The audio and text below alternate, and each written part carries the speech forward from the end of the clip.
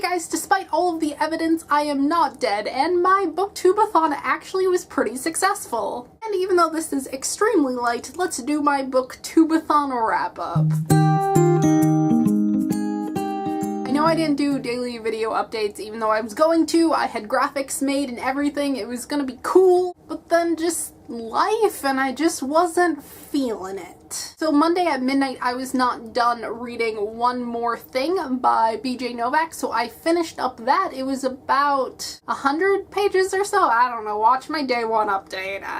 And then when I woke up on Monday, I started Harry History by Melissa and Nellie, and that is a look at the history of the Harry Potter fandom and how the internet played into Harry Potter being such a phenomenon. And there's interviews with J.K. Rowling and some of the actors, and it's just A+. It's written by Melissa, who runs the Leaky Cauldron, and she also, I guess, started LeakyCon, and she's a big deal. I read 130 pages of that before midnight hit. And then on day 2, I read 100 more pages of Harry History, and I also read the entirety of Rocket Girl, Volume 1 Times Squared by Brandon Montclair and Amy Reeder. And unfortunately I had to read this on my computer instead of on a tablet or through physical form because I got it via NetGalley. So that kind of affected my view of this graphic novel, but it's still a really good start to this series. I love that it's all about this teenage girl taking power and taking things into her own hands and being very passionate about something. I also really liked the side characters because they were scientists, and I ended up shipping some people. When I start like hardcore shipping a thing, you know that I liked the thing a lot. Then on day 3, I read the entirety of Saga Volume 1 by Brian K. Vaughan and Fiona Staples. I don't remember if I read this on day 2 or 3. If you are anywhere near my Twitter or my Goodreads, you know that I freaking loved this. You know, sometimes with really hyped up books, you're like, nah, and especially since it kind of looked a little fantasy-ish. I know it's mainly sci-fi, but like, it looks like it's fantasy, and I'm like, but this was so good. Also, look at the cover. Look at the cover. She's breastfeeding on the cover. How great is that? That's so cool. And then on day 4, I finished up Harry History. I loved it so much. It was so surreal though. I was reading kind of about my childhood and reading about experiences that I went through and reading about some of my friends.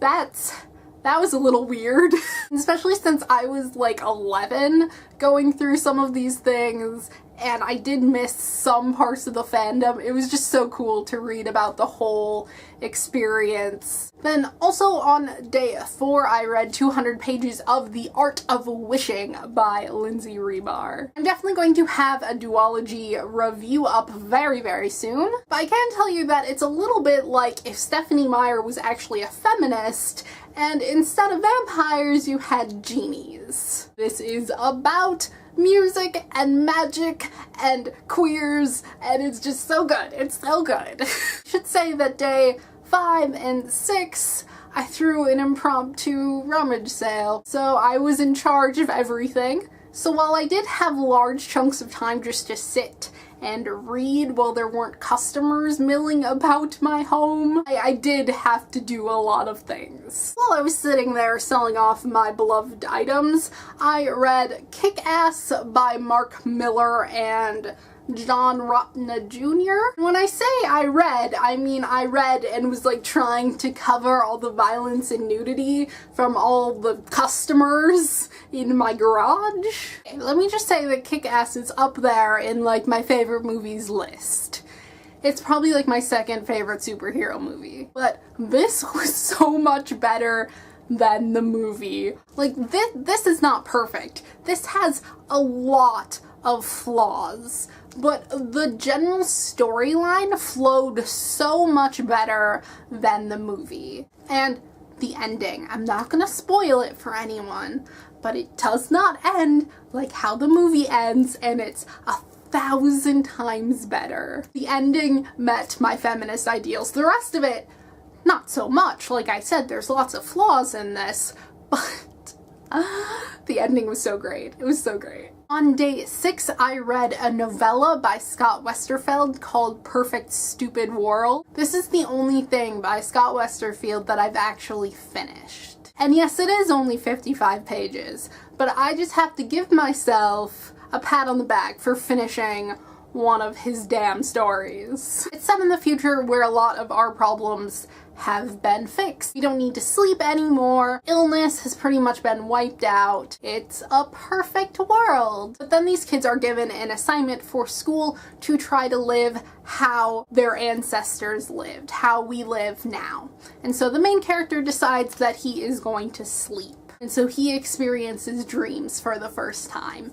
And it's all about him figuring out sleeping and what that means, and then his friend decides that she's going to live with her normal teenage girl hormones instead of turning her hormones off, and so she goes into all these mood swings and she like actually feels sexual desire, I guess, and I really liked it. It's a really good little short story. And then also on day 6, I started Who's Afraid of Virginia Woolf, but I have not finished it yet. I have like 90 pages left to go on this little thing. I'm not into it, but I do like it, and I am going to finish it eventually. And then also on day 6, I started The Fourth Wish by Lindsay Rebar. This is the sequel to The Art of Wishing, and I loved this book so much more than the first book. I gave the first one 3.5 stars, and I gave this one 4.5 stars. It really delves into the concept of gender, and while still being like a really cute genie story. Hopefully there will be a review up before July 31st when this book comes out, but if not,